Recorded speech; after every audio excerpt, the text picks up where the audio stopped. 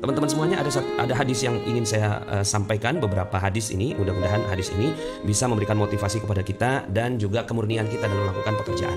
Allah Subhanahu wa taala berfirman dalam surat Al-Hajj ayat 77. Qala Allah taala waf'alul khair la'allakum tuflihun, dan berbuatlah kebaikan. Ya. Nah, pekerjaan itu juga kebaikan, ya, bahkan bukan cuma sekedar kebaikan, tapi dia merupakan jihad bagi seorang suami yang keluar dari rumahnya, ya, ketika dia meninggal dunia maka pulangnya mati syahid. Waf'alul khair, berbuatlah kebaikan. Nah, kebaikan di sini, ya, kebaikan untuk apa? Untuk membantu kepentingan kaum muslimin, ya. Nah, kalau seandainya kita bekerja dengan motivasi, ya, saya ingin memenuhi kepentingan kaum muslimin, nggak ada emas, ya, kita siapin emas, ya kan? Nggak ada, ya, sabun, kita buat sabun. Ya, ada orang yang perlu kurma, kita siapin kurma. Itu waf'alul khair, dan ini merupakan, ya, satu yang dianjurkan oleh Allah Subhanahu wa taala. Ada yang pengen suplemen, kita siapin suplemen, ya. Di sini banyak, ya, pengusaha-pengusaha suplemen. Maka ini juga merupakan waf'alul khair. Nah, yuk sama-sama kita lihat hadisnya, ya. Dari Ibnu Umar radhiyallahu anhu berkata bahwa Rasulullah SAW bersabda, seorang muslim itu saudara bagi muslim yang lainnya. Karena itu jangan menganiaya dan menyerahkannya kepada musuh. Barang siapa yang memperhatikan kepentingan saudaranya, maka Allah akan memperhatikan kepentingannya. Ya, ini penting sekali teman-teman semuanya. Ya, jadi kita, apa sih motivasi kita kerja?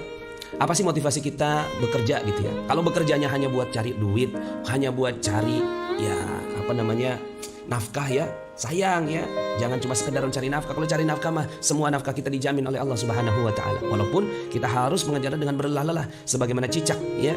Cicak ini Masya Allah, ya, jadi contoh yang bagus sekali, ya. Ya, ini yang saya sampaikan dalam materi berjudul Cicak dan Jerapah, ya. Cicak ini luar biasa. Mungkin kalau kita jadi cicak protes sama Allah, ya Allah, nggak adil banget, ya. Saya ini nggak bisa terbang, nggak punya sayap. Kenapa kok takdir makanan saya yang punya sayap? Ya, nyamuk, lalat, ya kan, kupu-kupu. Saya tuh kadang-kadang perhatiin tuh cicak, ya. Cicak tuh saya perhatiin. Ini cicak nih luar biasa, ya. Sabar banget dia. Terus pelan-pelan, diam-diam merayap gitu kan. Datang seekor nyamuk, hap, ya. Enggak semudah lagunya, ya. Hap, lalu ditangkap, enggak. Hap. Tuh nyamuk lari lagi gitu, ya. Terus kemudian dideketin lagi, hap, lari lagi. Hap, lari lagi, Masya Allah, ya. Tapi dia terus berusaha, ya. Nah, di sini, ya, kita bekerja, berusaha, mencari nafkah, ya. Tapi kemudian kita insya Allah juga bukan cuma sekedar itu, tapi keberadaan kita dalam proses mencari nafkah itu adalah untuk memperhatikan kepentingan kaum muslimin. Apa nih kaum muslimin, kurangnya di mana nih? Mereka nggak punya apa nih, gitu ya? Oh, tanah-tanah kaum muslimin sekarang ini, ya, kok dijualin murah-murah kepada asing misalnya, gitu ya. Sekarang ini, ya Allah, kayaknya kok tanah-tanah kita udah mulai berkurang. Bismillah, ya, kita bikin desa wisata magnet rezeki. Itu niatnya untuk apa? Niatnya untuk menjaga alam dan juga memenuhi kepentingan kaum muslimin, ya. Nah, jadi siapa yang memperhatikan kepentingan saudaranya, Allah akan memperhatikan kepentingannya. Kemudian berikutnya, barang siapa melapangkan satu kesulitan dari seorang muslim, maka Allah akan melapangkan satu kesulitannya di hari kiamat. Ya Rabbi, Masya Allah. Jadi kalau kita kerja nih, kita kerjanya apa nih? Teman-teman kerjanya apa? Boleh nggak ditulis di komen? Teman-teman kerjanya apa? Ya, dokter itu kan menghilangkan kesulitan dari seorang muslim. Masya Allah, ya. Itu Allah akan melapangkan, ya Allah, nih orang, ya. Maka langsung tuh bahwa saya pekerjaannya adalah melepaskan kesulitan seorang muslim dengan pekerjaan saya, ya. Coba teman-teman, ya, ditulis di sini, ya. Kalau dokter begitu, insinyur, ya, kemudian juga tukang servis. Tukang servis itu Masya Allah, ya, menyelesaikan kesulitan seorang muslim. Penjahit, pedagang, jual suplemen, guru, ya Allah, bagus banget. Guru PAUD, itu kan guru PAUD itu, ya, orang tuanya pusing tuh, ya. Orang tuanya itu, ya, pusing banget tuh mikirin anaknya gitu, ya. Tapi dengan guru PAUD gitu kan, anaknya jadi bagus. Untuk melepaskan kesulitan dari seorang muslim. Ya, guru begitu semua, guru, aduh Masya Allah, guru mah tuh keren banget dah. Jual suplemen, ada orang yang gak sehat, dia, ya Allah, dengan suplemen yang aku jual ini, ya Allah, aku ingin membebaskan kesulitan seorang muslim dengan produk saya. Keren banget. Pedagang begitu juga, penjahit, ya Allah, penjahit, bayangin, ya, kalau seandainya saya suruh ngejahit, ini saya sendiri nih, ya, Masya Allah, kalau seandainya saya suruh ngejahit gitu, ya, nggak sanggup saya, ya. Tadi pas banget saya barusan ke penjahit, saya beli celana tadi. Sama istri beli celana 2, ya Allah, panjangnya lebih panjang gitu, ya. Kalau seandainya saya pakai itu kan bisa keserimpet. Masya Allah, cari penjahit untuk motong. Luar biasa, penjahit melepaskan kesulitan saya, ya.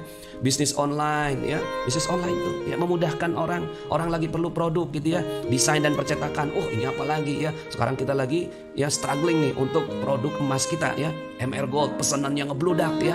Tapi waduh, itu harus dilaminating ya. Wah, Masya Allah, nih teman-teman percetakan bantu ya. Ibu rumah tangga dan jualan online, apalagi ini double tuh ya. Udahlah melepaskan kesulitan suami ya, juga melepaskan kesulitan orang lain. Luar biasa ya. PNS, Masya Allah, nih PNS yang jujur di sorga ya.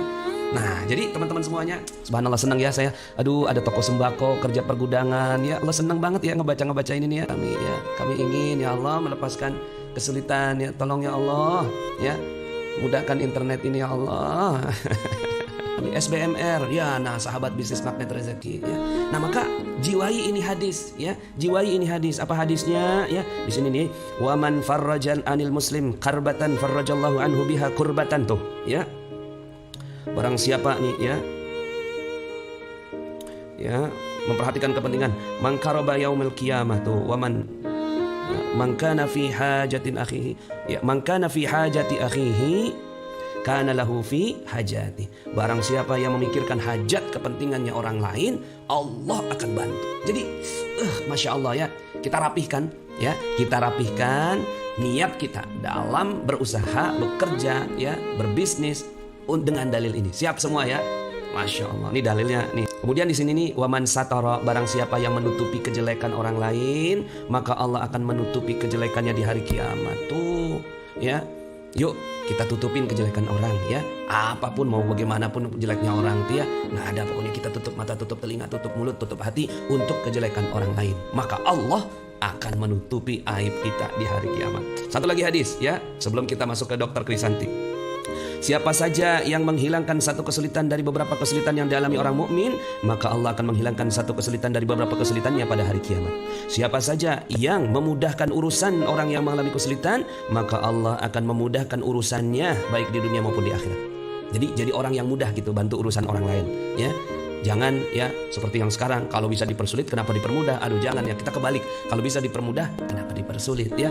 Siapa saja yang menutupi kejelekan seorang muslim, maka Allah akan menutupi kejelekannya di dunia dan akhirat. Allah senantiasa memberi pertolongan kepada hambanya selama ia menolong saudaranya. Nah, lihat nih. Ini ya akad dari Allah Subhanahu wa taala.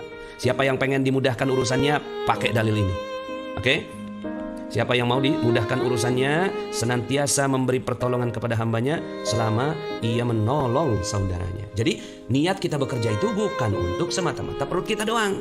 Ya, makanya kenapa ilmu terumbu karang itu memuliakan dan membahagiakan orang lain. Fokus kita adalah bagaimana bisa membahagiakan orang lain. Karena ini salah satu dalilnya ya. Salah satu dalil dari ini ya. Siapa saja yang menempuh jalan guna menuntut ilmu, maka Allah akan memudahkan baginya jalan menuju surga. Siapa saja yang berkumpul di salah satu rumah Allah dengan membaca kitabnya dan memperdalam kandungannya, maka akan turunlah kepada mereka suatu ketenangan dan mereka selalu diliputi rahmat dan para malaikat selalu memohonkan ampun buat mereka. Kemudian Allah menyebut-nyebut siapa saja yang berada di sisinya. Siapa saja yang lambat beramal, maka ia tidak akan cepat meraih derajat. Ini artinya kurang tepat ya. Siapa saja yang lambat beramal nih ya, tidak akan dibantu dengan nasabnya maksudnya ini. Ya. Waman batta'a ya bihi amaluhu, kalau amalnya nggak cepet, lam yusra, tidak akan pernah dibantu dipercepat bihi nasabuhu, ya nggak akan pernah dipercepat dengan nasabnya dia. Jadi mau dia anak kiai, anak presiden, anaknya profesor, anaknya siapapun ya, ada kekuatan amalnya dia sendiri. Hadis riwayat Bukhari Muslim, artinya sangat sahih banget ya. Allah Karim ya. Jadi teman-teman semuanya ya, ini adalah hadis yang kita pegang ya. Selain tadi hadis yang dikemukakan oleh Ustadz Ardi Gunawan, kita pegang ini hadis juga ya. Barang siapa yang membantu orang lain, maka Allah akan membantunya ya. 7 keuntungan memiliki kafling desa wisata magnet rezeki. 1. 3. Menyelamatkan alam dengan perencanaan ala desa, bukan urban concept. 4.